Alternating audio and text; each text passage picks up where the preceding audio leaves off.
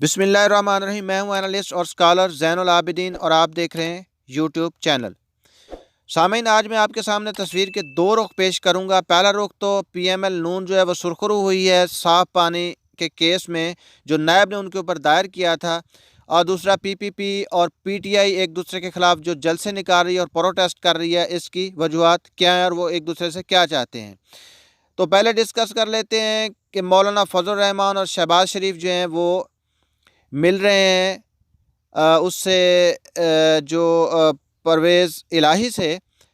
اور ان کا مین مقصد یہی ہے کہ ووٹ آف نو کانفیڈنس لایا جائے اور پرویز الہی کو کسی طرح اپنے ساتھ ملا کر جو وزیر اعظم عمران خان کی حکومت ہے وہ وقت سے پہلے گرائی جائے۔ اب سارے بھگوڑے جو ہیں وہ بلوں سے وقت سے پہلے باہر آ گئے ہیں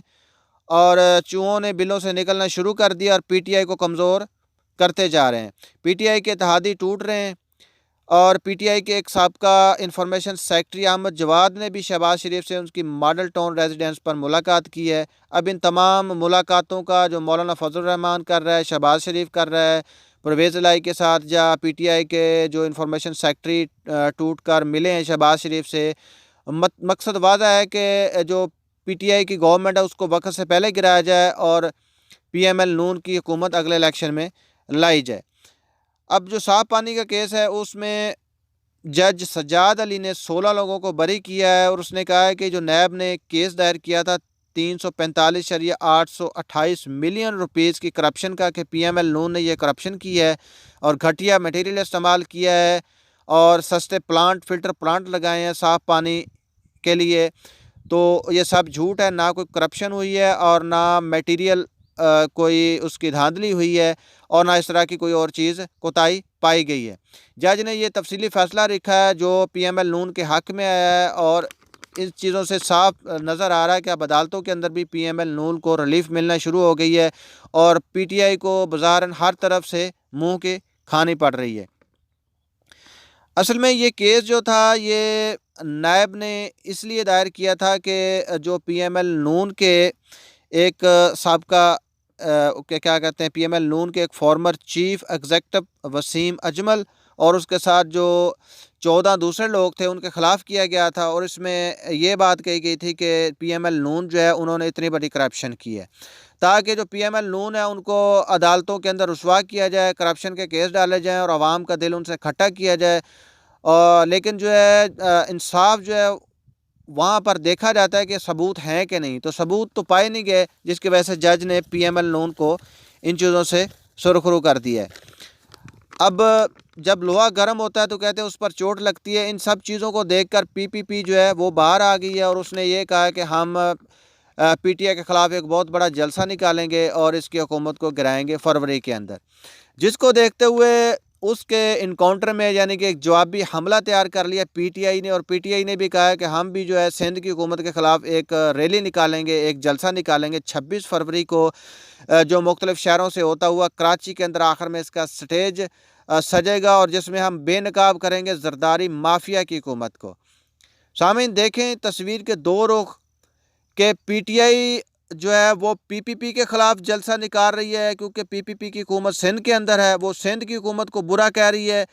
اور جو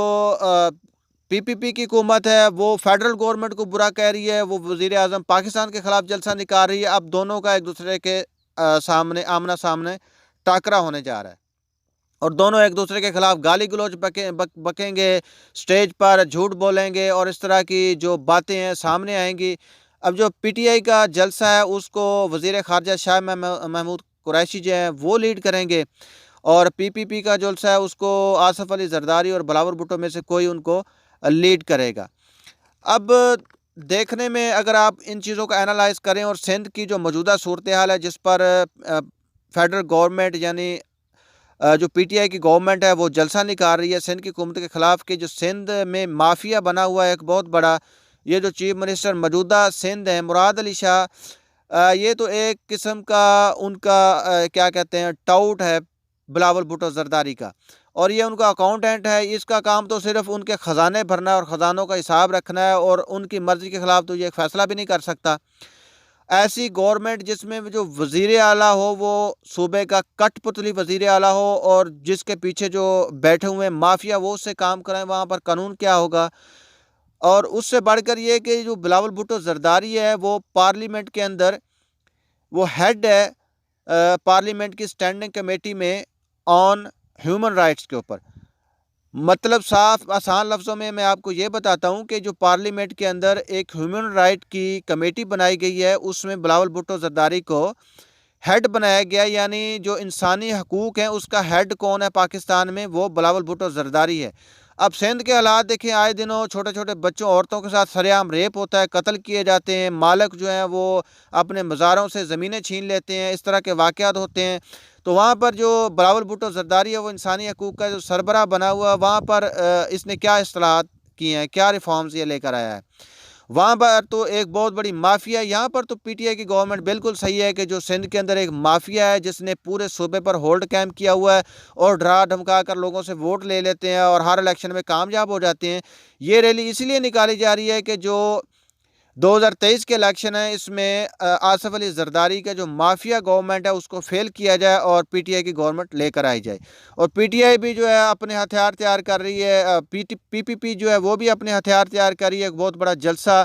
اسلام آباد میں لے کر آ رہی ہے پی ٹی آئی کے خلاف، اور پی ٹی آئی کے گورنمنٹ کو گرانے کی کوشش کرے گی۔ یہ دونوں جلسے جو ہیں تقریباً سیم ٹائم پہ ایک دن کے وقفے سے شروع ہوں گے، اور اس طرح 8-10 دن جو ہے یہ شور جاری رہے گا۔ اور اس میں دیکھنا یہ ہے کہ اس میں ہوتا کیا ہے، ہونا کیا ہے، یہ سمجھ لیں کہ دونوں کی ایک جوابی کاروائی ہو جائے گی، نہ ان کے ہاتھ کچھ چڑھے گا نہ ان کے ہاتھ چڑھے گا، بس شور مچا کر چپ کر بیٹھ جائیں گے، اور نقصان ہوگا ملک کا، ملک کی صنعتوں کا، اور جتنے دن یہ شور مچاتے رہیں گے اتنے دن جو ہے وہ ملک خسارے میں جائے گا۔ تو دعا کریں کہ پاکستان میں کوئی جو اللہ تعالیٰ صحیح حکمران پیدا کرے جو ملک کو سنوارنے والا ہو، اور جس میں کوئی لمبے ٹائم تک کوئی گورنمنٹ جس کی باقی رہے۔ انشاءاللہ ملتے ہیں اگلی ویڈیو میں، دعاؤں میں یاد رکھیے گا۔ جس نے میرے چینل کو سبسکرائب کیا سبسکرائب کرے۔ اللہ حافظ۔